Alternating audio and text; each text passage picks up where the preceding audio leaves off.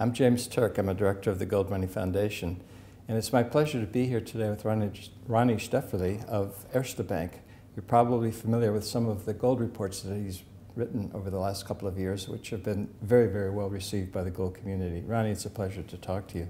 I'd like to get a little bit of background at first before we get into discussion about the markets. Why the interest in gold? Well, the whole story is I graduated from university, and a friend of mine recommended a gold mining stock to me, and I didn't have any clue about gold. And then I was traveling in Central America, so I was in Nicaragua, and I just checked in at the internet cafe, and I said, okay, the stock doubled. And then a few weeks after I was in Panama, I said, okay, it's up by like 500%. So I got really kind of interested into the gold sector, and at the end it was a 40-bagger, and I said, okay, there's some really nice leverage in gold, and then I started my job at the bank. First of all, I started analyzing Asian equities, and then I just went to my boss and said, hey, could I write about gold? We don't have any coverage on gold. And he said, yes, go ahead. So I started reading into gold. And I analyzed like the supply-demand factors, and at the end I was really bullish. So I think gold was trading at around 450 or 500 back at the days, and I said, okay, it's going to rise to 850 to the all-time high, or even to 1,000. And people say, okay, it just went nuts, and nobody really believed it. So So I started to write an annual report, and it got bigger and bigger, and the last one was like 70 pages. And the next one is going to be published on 4th of July. Will that be distributed free through the internet, like your other reports have been? Absolutely, yeah. Everybody can download it. It's probably going to be on the web, like on Zero Hedge, on the GATA webpage. And yeah, I know GATA has mentioned your other reports that you had published. In fact, that's how I learned about your first report, which it said was 4 years ago. I didn't remember being that long, but time is flying. But that's what really brought my attention to your work, and it's very, very high quality material and very high quality report. So I look forward to this next one. It can be downloaded from the Erste Bank website, which is, what's the URL? Erstegroup.com. And you just Google like Erste and then Special Report Gold. It's always called In Gold We Trust. Yeah. And then you're probably going to find it easily. Okay. Well, a few years ago when gold was trading, in the 400 or 500 area, why were you forecasting that it was going to go to 1,000 or perhaps more?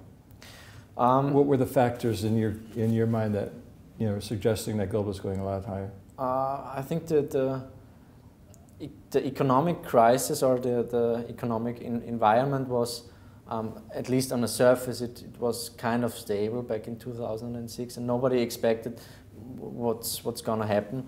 And I didn't know about the Austrian School of Economics back in the days, even though I'm Austrian and I've been studying in Austria, which is really sad.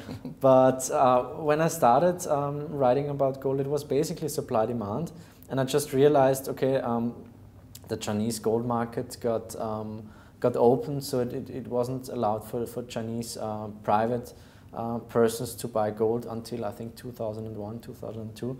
And I just realized that they've got a long history in gold and also in inflation. And I saw the developments in India going on, so I saw kind of a shift from the west to the east. Then there was the de-hedging programs. So the big gold producers bought back their hedging programs. Mm-hmm. This was also a big factor on the demand side. Then there was like this decreasing mine supply, which was also a big factor in my first report.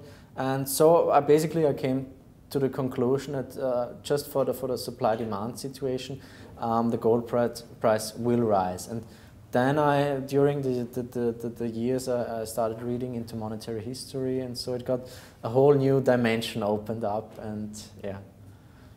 That's when you stumbled across the Austrian school and recognized that there's more to the story than just supply-demand, that it really is money and plays an important role in commerce. It's really a pity that the Austrian School of Economics, I've been studying in Vienna, and it was never mentioned. And I realized that, especially in the US, that the Austrian school is getting bigger and bigger, and so I started reading Mises, Menger, and Hayek, and I mean they just got it. Yeah, they had the right answers, and I kind of always felt like an Austrian, but I didn't know that the Austrian school existed. So I'm really glad that I found out about it, and I think this is just they've got the right answers to the big questions. Yeah. Just out of curiosity, how did you stumble across the Austrian school? Where did you learn about it? I honestly don't know. Probably somebody in an article mentioned Mises, and then you start digging into it, and you find out exactly, there's a whole new school of thought out there that really makes a lot of sense. Yeah, Mises' Theory of Money and Credit was, for me, one of the key books, that really helped me understand how the monetary system works. Another key book for me, it's done in the Austrian way, but it was written by an American, and it was written back actually before Menger even. Yeah. It was called Organization of Debt into Currency. It's actually a series of articles that Charles Holt Carroll is the chap's name, yeah, who wrote for a business magazine in the States from the 1840s to I think the 1880s. And it was really an important book for me because it sort of explained how money was coming about. The name of the book is Organization of Debt into Currency, and that really makes clear that what governments and banks were doing was taking paper, IOUs, and turning it into currency. Mm-hmm. And I think once you get that and Mises' mm-hmm. Theory of Money and Credit, for me, it all came together. And fortunately, it came together many, many years ago, so I've basically been on the right side and understand what's happening to the monetary system today.